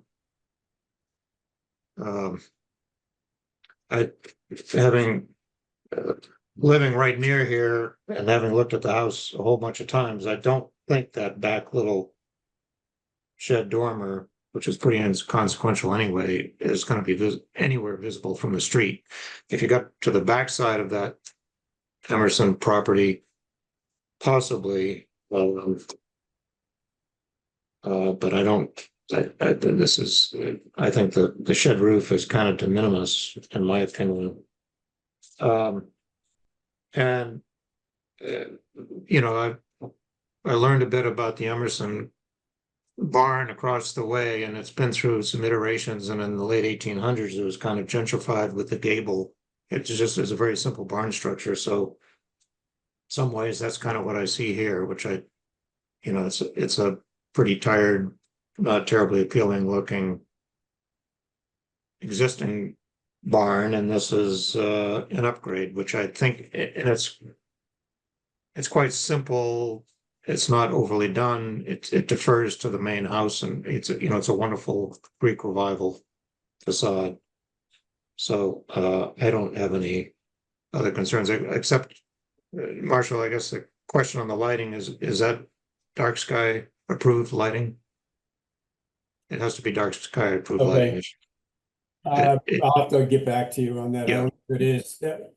Again, that was a fixture that I've used in the past in the HTC, so I thought it would be approved. and it Yeah, wasn't. just check the lighting in Okay. ours. It gives you wattage and it's gotta be dark sky approved. Yeah, we have a wattage, but okay, we'll get. And I don't, and again, given, as Kate said, given the fact that this is sort of a barn structure, the cupola doesn't raise any concerns with me. If it was on the house, it'd be a different story, but those are my comments. Thank you, Tim. Anybody else with questions, thoughts, comments? All right, I'll open it to the public. If there's any members of the public, neighbors, would like to comment?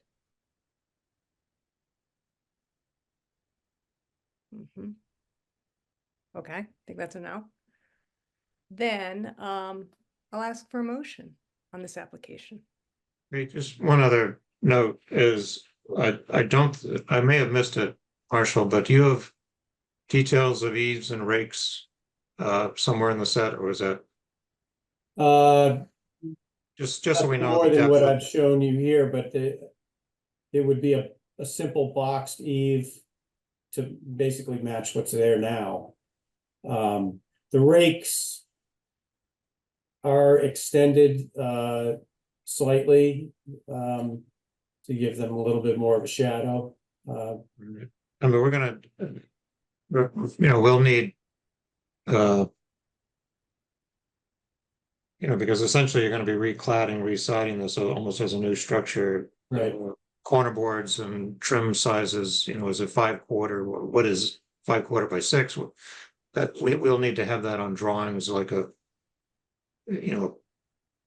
exterior. Yeah, that would package. be in the construction documents, which I would do next. But Right, so I we'll can need provide that them. we'll need that for approval, Kate, correct? Yes. So that's, Any possible sample cut sheet. Paint, chip, material sample. All of that. I believe the paint, well, it's white to match the house. But we could still submit the paint samples. you've got garage door color. Right, yeah, that would be black, and I believe the front door of the house is black. So we would match the front door of the house.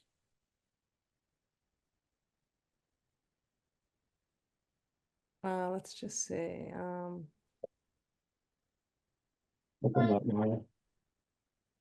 Yeah, I think the front door is black. Yes, the front door is black. And that was the intent, was to match that. I mean, there's a lot in this application, but a lot's been covered. I don't think there's a need for a site visit unless anybody feels strongly about that. Nope. No, No. right. Okay.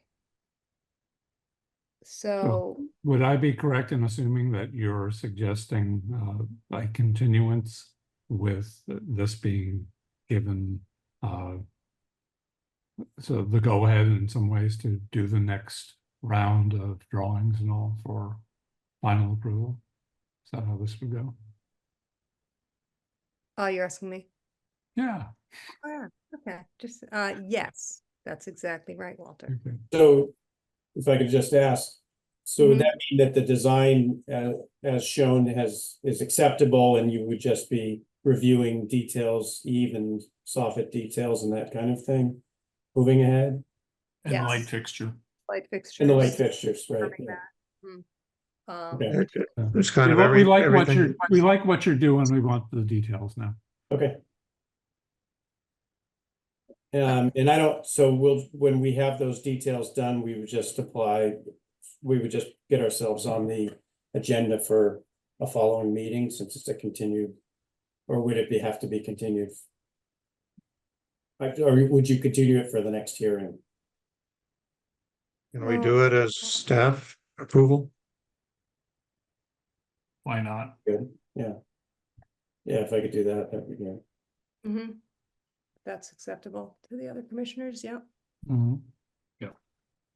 All right, then who would like to make that motion? Tim's been a motion machine. If anyone wants to. Yeah, so I'm not gonna do this one. Oh, I thought you Oh, were on the alright. street. Taking this ball and going home. Okay. Somebody else can. Is the motion then to continue? Subject to staff approval, Yes. administrative approval? Mhm. So if that's the case, then I move that we continue the application of 181 Lexington Road, subject to, Well, excuse me, sorry, I don't mean to interrupt you. In the past, hasn't it been, it's approved, subject to staff approval of certain X, Y, and Z details? I mean, I don't know if it matters, but seems to me that Well- that's what's happened in the past when I've been before. Yes, no, which itself is kind of a subject. No, I guess you're right. Sorry. Anne? yes, and Anne? Right, I'm learning too. But Move yes, the- that's sort of my understanding as well, is that if it's, it can be approved subject to the applicant submitting additional materials to the staff, and that we work with them to make sure it meets up with the HTC, with what the HTC has said at this meeting, or you could continue and have him come back and present at the next meeting. I mean, we could continue because there are still some things I think that, Bill expressed some interest, as did Tim, in the lights. We, had some questions about the eaves, about some of the material representation. I mean,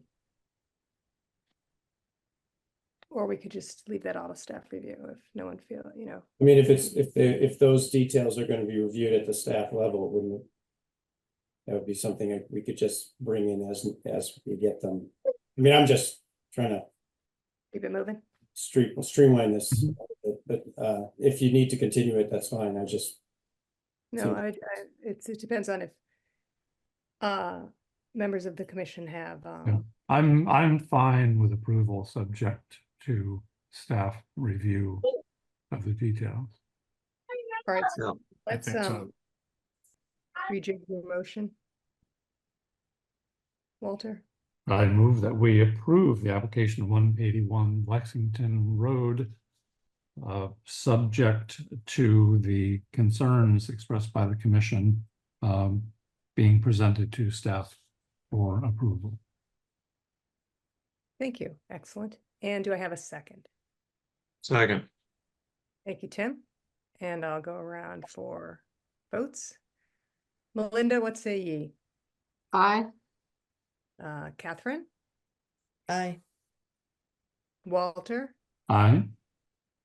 Tim, aye, and I'm an aye as well, that we approve 181 Lexington Road with subject to staff approval of commission concerns. I think that covers it. Thank you very much. Thank you. Thank you very much. A solid proposal. Thank you. Thanks, Nolan, you. for coming. Take care. Good night. All right, our final event of the evening requires me to recuse myself, as this involves the Concord Art Association, of which I am a trustee. And in my place will come the more than capable Bill Hewitt. So I'm gonna tune out. I'm sorry, you want me to chair this discussion? Oh, right, I'm the That's chair. the big question. No, I thought I heard you say that. I just want to make sure. No, it's true. You are voting in my place and the chair should be Melinda. Okay, good. Thank you. Thanks for asking that, Bill. Sorry. Melinda, you okay with that? Okey-doke. Yep, I'm fine. Okay, thank you. So do you want to start then? I'd be happy to. Are you ready for me to begin? Okay. Yep, go ahead. I'm John Battle. We are the architects for the addition to the Concord Art Association, which was approved approximately 2 years ago. At about 1 year ago, we extended the approval. In the interim, we have been fundraising and getting pricing from contractors. We are setting up to try and begin this project this fall or in the spring, depending on the specific outcomes of construction concerns. But to get to these points, what we have done, we have made a few simplifications to the basic design. Can we bring up one of the exterior perspectives? That's probably the best place to show it.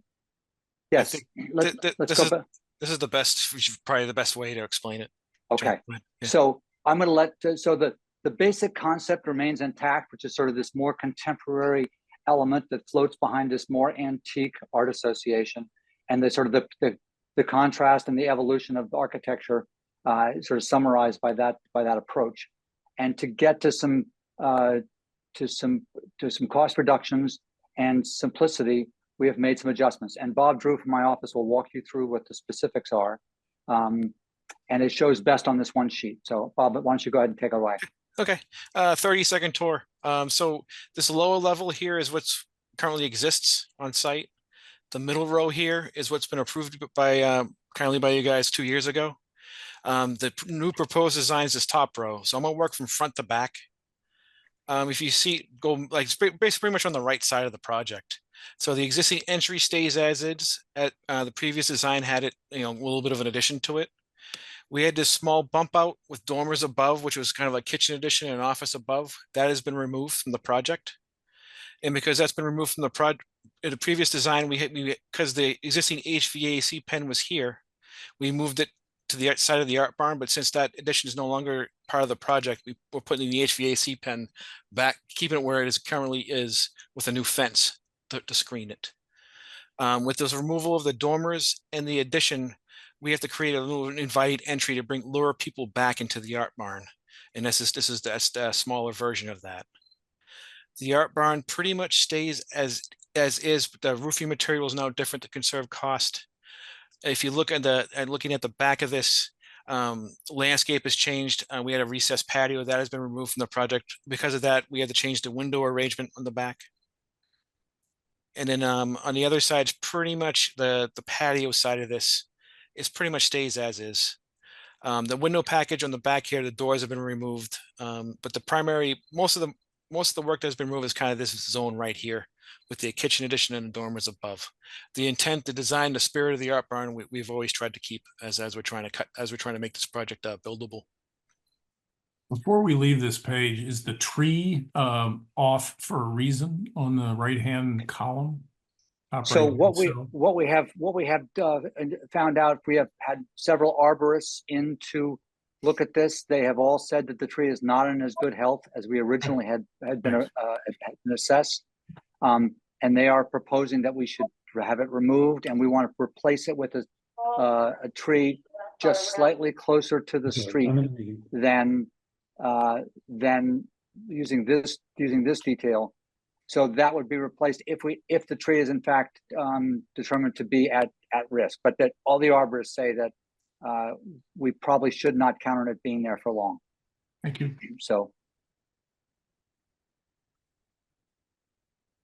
just to finish off, we included our typical product info, and what I did, hopefully that make things a lot easier for you guys, is what's changed since the last submittal, the roof shingles and the vertical siding.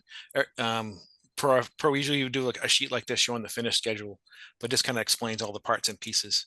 And what's in red has been what's been changed since the previous approval. Hopefully that kind of helps explain things.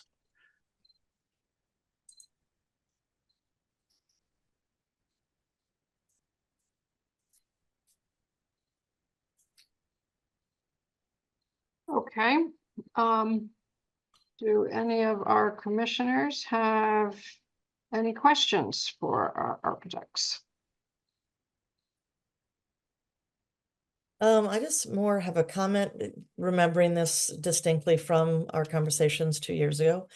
that it was my recollection, at least in terms of you know, my feelings about the project, and I think that at the time, those of my fellow commissioners, that you know, it's a very sensitively wrought and developed plan, and you know, I think it looks very appropriate and well balanced, you know, for the building and the site.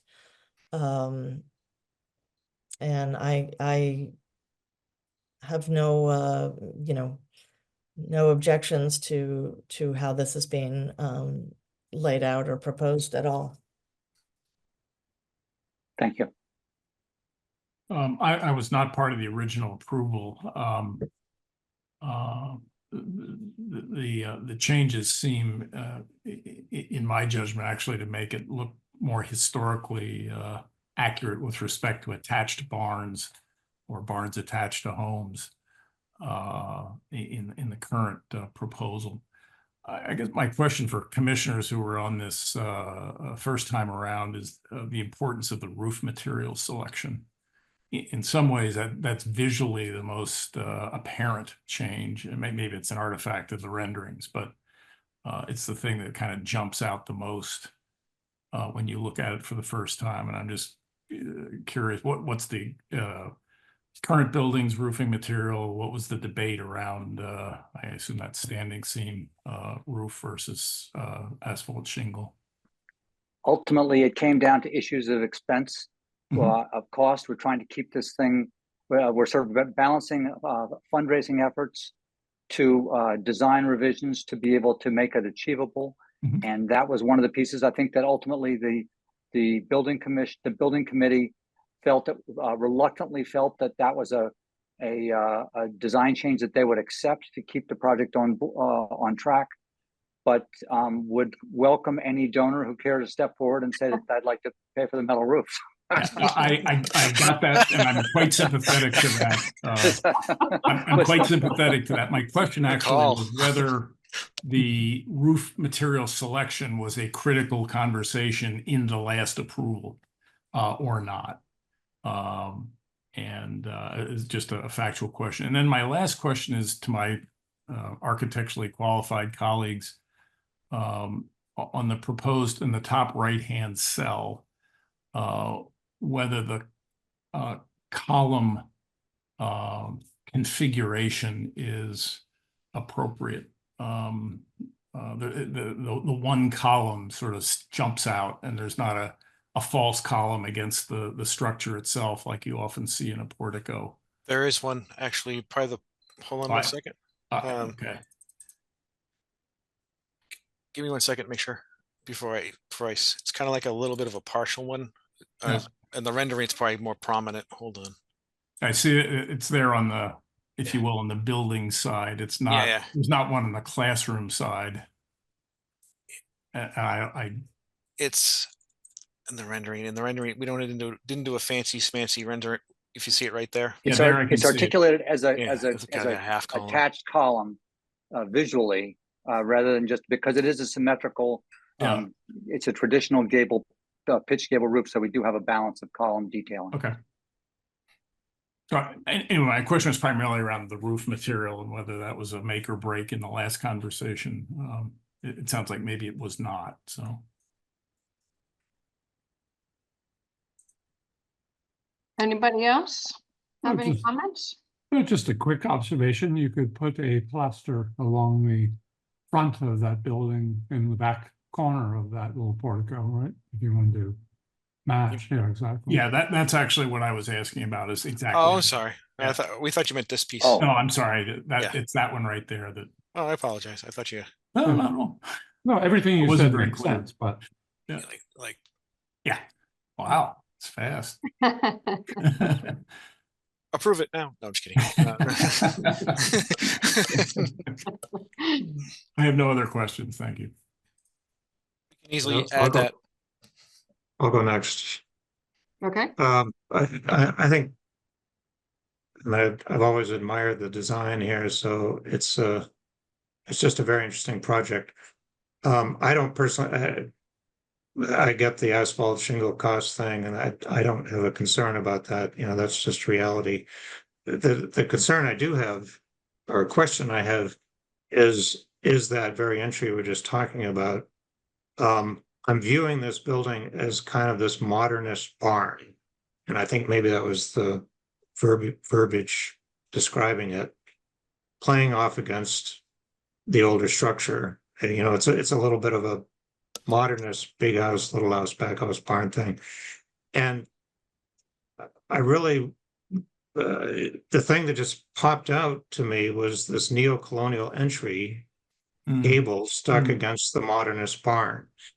And I love this design, but that thing, I really question, and I would love to see a more modernist entry there rather than putting that. I'm just asking the architects, because I know you thought about this and Oh, considered yes, it. we have.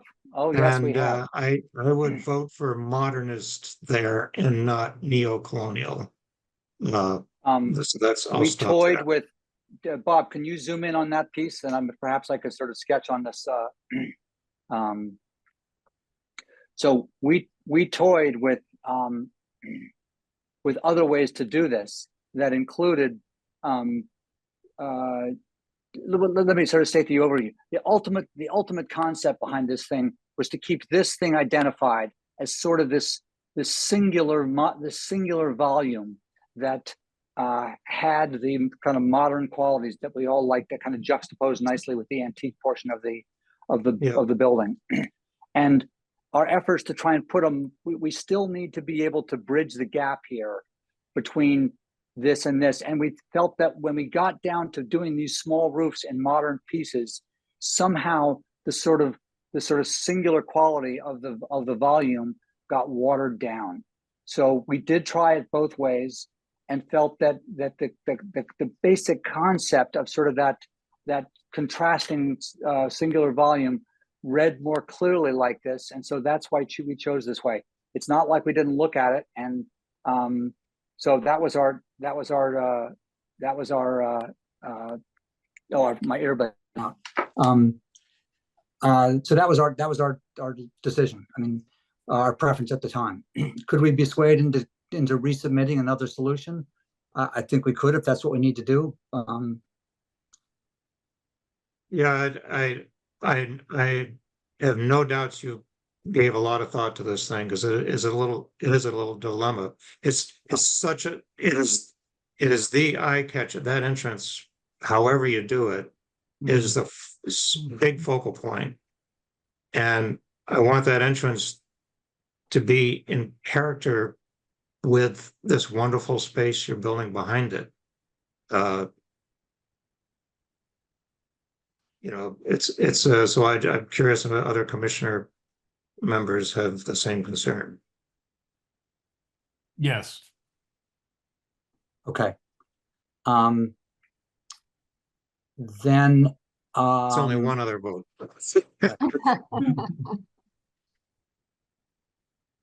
Well, given the color scheme, it looks a little bit like it's floating in midair. I know part of that is was that artifact of rendering. It doesn't read to me as being especially well anchored and having a solidity to it. This way.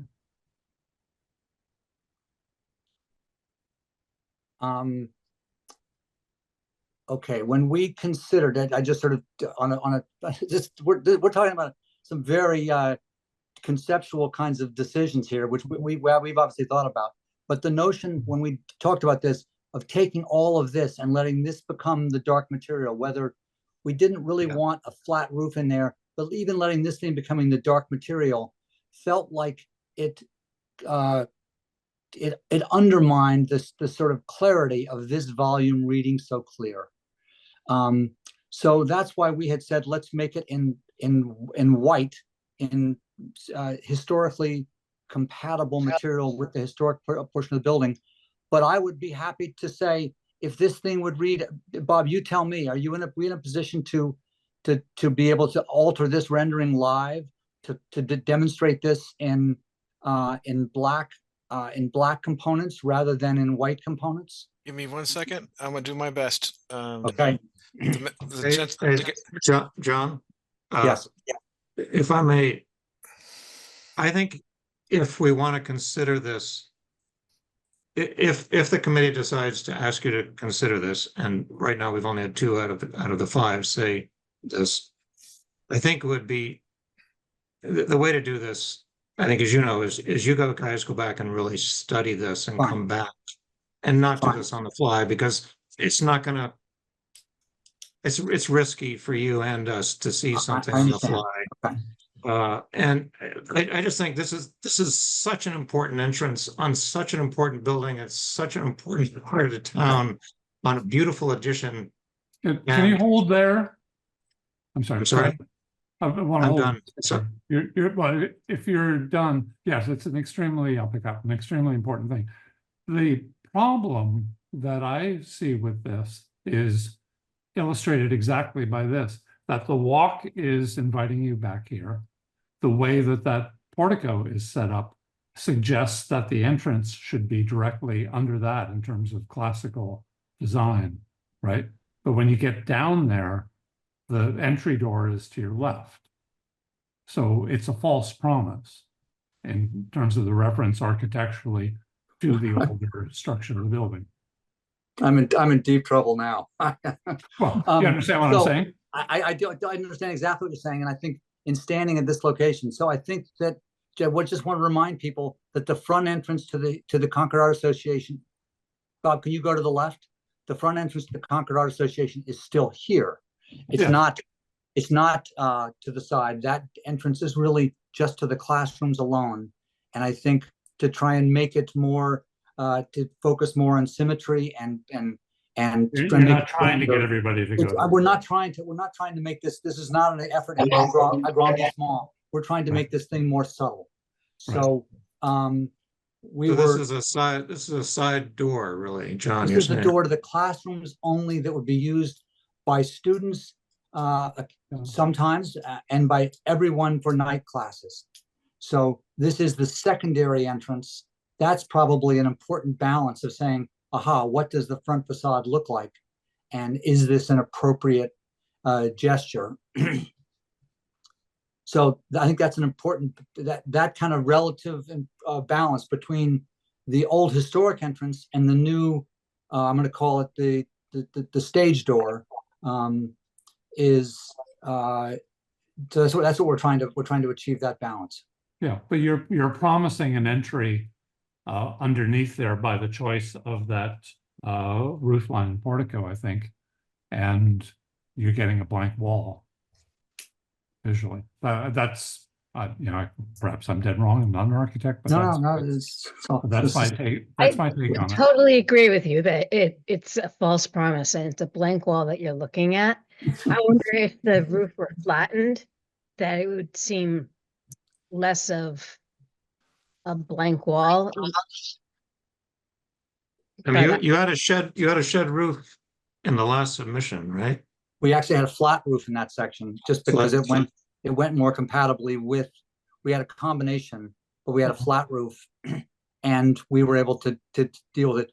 The issue of the shed roof coming back towards us, towards the street, presents a bit of a water problem for people entering. As much as we like to say gutters do a great job, they're marginally successful. And less so as time goes on now. That's correct. Can you turn that around from the street view? You saying look towards the street? No, the view that you had with the flat roof. The original proposal. Yeah. You mean pull up the old model? Yeah. Yes, this one. Can you flip? Is that turnable? I think so. I think, how about this? I think rather than do this, I think designing by committee is always hazardous. So without being able to suggest a quick resolution that might have drawn more support, I'd rather take this back and give it more consideration and resubmit to you rather than force and designing by committee is just always dangerous. So I would prefer to, so in principle, is that the sole source of the, I've never had anyone raise it at a hearing, the issue of false promise, but Walter. I've been writing songs. You've really now piqued my interest. Now I want He to was figure gonna, out he was something. gonna say you're lying, but he wanted to soften it. Well, I'm I had sorry, one I had one minor go question, ahead. and that's whether the railing is a rendering placeholder or whether that's the actual style and thickness, because in the view you gave us from the street, it looks pretty heavy and quite contemporary. You're talking this piece? Yeah. Yeah, it is a relatively standard handicapped access rail. There Yeah, are no, a lot of requirements that the ADA requires. It's no heavier than any of the other ones you've seen, but we can't. There are restrictions. There are limits for what we can't just turn it into a piece of. We don't want it to be a piece of wood. So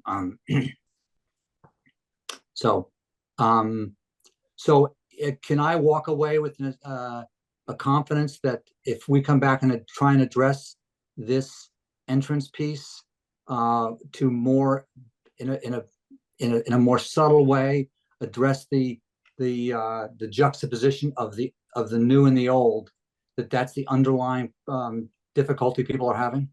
If that's a real promise from Yes. Yeah. John, I just have one question. Is the siding, what was the siding before and what is it? Because I wasn't here last time. And what is it now? It's a vertical wood siding, stained dark. I think we actually submitted the chip sample. I think it's called slate gray or something to that effect. It's But it's a vertical. It's a vertical semi-transparent stain, so you can see the grain through the wood.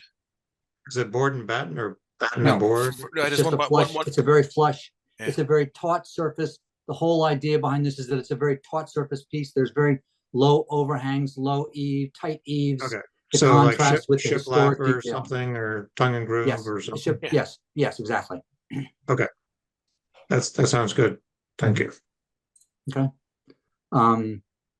Do we have any other comments from the commissioners? If not, then I'd like to open it up to public comments if we have any. Hi, this is Mike Irwin. Can you guys hear me? Yes. Yes. Hi, I live at 47 Lexington Road right next door. Just a very simple question about the landscaping. You had mentioned the maple tree being removed. Could you just highlight which trees are going to stay along the property line? Unfortunately, the landscape architect could not be with us tonight to be able to give you a more precise answer to that question. Okay. But there were a couple of the trees along the property line which were being removed, and then other trees which were being replanted to restore the vegetative buffer between the two properties. Okay, I believe I spoke with her, I think it was last year. There was one tree in particular we were trying to preserve. It provides a lot of privacy. Our bedroom kind of overlooks the property there. There's a double cherry tree. I couldn't tell from the two submissions whether or not that was staying. It looked like the three maples are staying along the property line. And I think the double cherry did as well. I just couldn't tell from the various drawings. You know the answer to that question? There was a couple of double trees that have been removed, a couple of double trees that are staying. I'm not too sure exactly which one you're exactly saying. So it's something we may have to follow up in regards to. We were very careful in trying to preserve with construction details and over digging and roots and stuff. The landscape architect was very conscientious of making sure that buffer stayed between you, Concord Art and yourself. Yeah. Could I reach out directly to the, sorry, go ahead. Well, I was just going to say, could we possibly, when you come back, have the landscape architect come back? Yeah, absolutely. Yeah, Okay. that's fine. Totally fine. It's yeah, absolutely. We'll have a little more of a thorough drawing for you to make sure everyone's comfortable. Okay. Thank Right. you. I appreciate I'm the only thing keeping you guys from watching the Olympics, so I appreciate it. Watching. Thank you for joining. Okay. Sure. Okay, is that our only public comment? Okey doke, then I think we are ready to have a motion to approve these drawings with the exception of well, let somebody. I'll move that we continue it to the next meeting for a closer examination of the barn entry options and a review with the landscape architect. And everything else would be the same then, correct? Mhm. The roof change? We want to mention Correct. that. Let me see if it's gutters, lighting. We didn't even talk about lighting, did we? That's why I moved that we continue it with Yeah, a focus okay, on those yeah, things. because as I'm opposed to I'm missing a few approve. things. Okay, that sounds fine. All right, so let's have a vote for the continuance. Tim? And Melissa, sorry, I need to ask another question if I may, Oh. just on the handicap. Is that so it's a handicap ramp? Correct. Because you're gonna have, and you don't have to have it on both sides, the railing? No, no.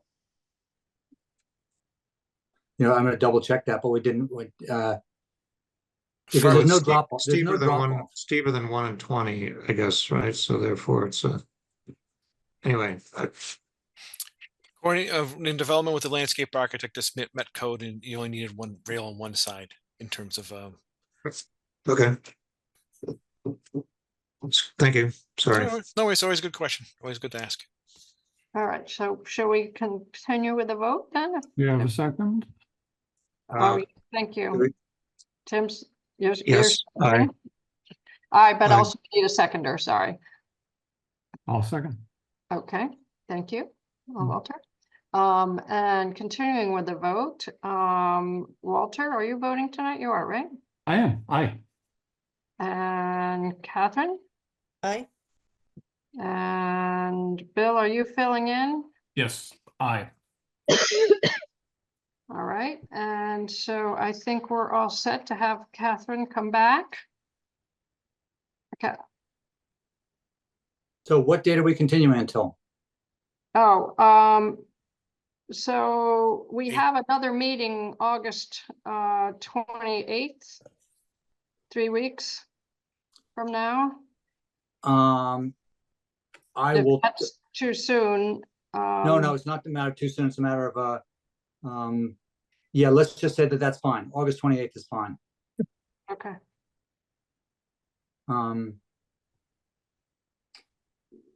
And the, my other question, no, I have no other questions at this time. Oh, no, I do. I have one other comment though. Okay. Which is Oh, that, go ahead. is that, are we all voted through then? No, I had to vote too, and I'm an aye. Okay. Go ahead. So I'd like to commend you on your handling of the previous application of trying to deal with the violations first and hold approval of subsequent things. I was on the HCC for quite a few years, and I think what you were talking about as a procedural approach was the right way to handle it. Great. Glad you're happy. So we will see you all right. on the 28th then. Right. Is Kathleen here, or did she walk away? We don't have any other business that I know of. Oh, here you are. Do we have other business that I don't know of? No, I think you're right on that one. I think we are all set. Someone can move. Thank you for covering for me, Melinda. And Bill, thanks everybody for bringing your A game tonight. We had a lot to do. But does anyone have any questions about anything? We don't seem to have anything else on the agenda to my knowledge, right? Nothing to approve. Am I right about that, Ann? Where? Right, that's right. Mhm. Okay, great. Then somebody can make a motion to To finish. adjourn. I'll make a motion to adjourn. Oh, no move Second. there. All in favor? We don't have to do a Aye. roll call. Aye. Bye. All right, great. Hey. Thanks, everybody.